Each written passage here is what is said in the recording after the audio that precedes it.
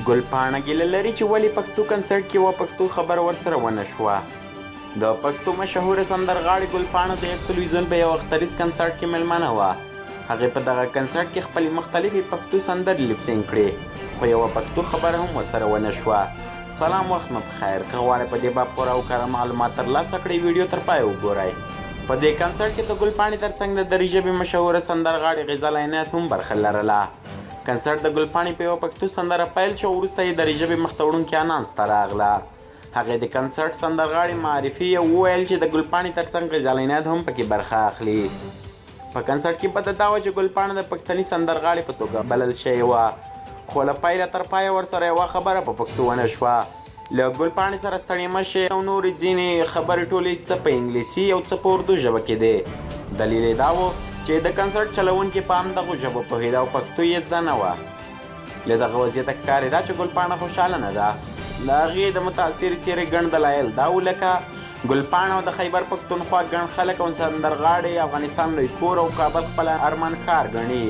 له داسې احساس سره چې یوه سندرغاړي کابل ته راځي او د کنسرټ کوربانه ورسره په انګلیسي او اردو غږیږي، نه به متاثره کېږي. د کنسرټ په تالار کې حاضر ګڼ خلک هم غیر پښتانه ښکارېدل.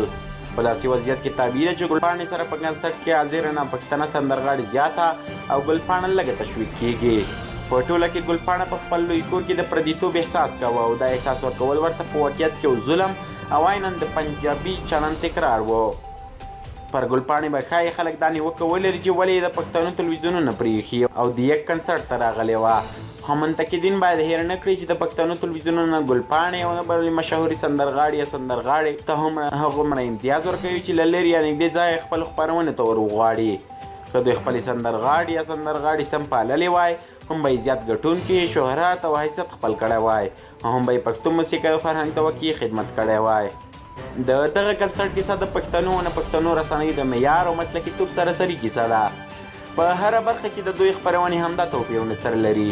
ډېرې کمې پښتو رسنۍ داسې مهمې خپرونې برابرولی شي او ډېرې کمې ناپښتني رسنۍ دي چې پښتانه مخکښان بللی شي او د خبرو بحث او مجلس لپاره پښتانه په معیار برابر کوربانه ورته لري. تر بلې ویډیو مو په لیو بخونکي خدای سپارم. هر چېرې چې یاست ستاسې بریا زموږ دعا.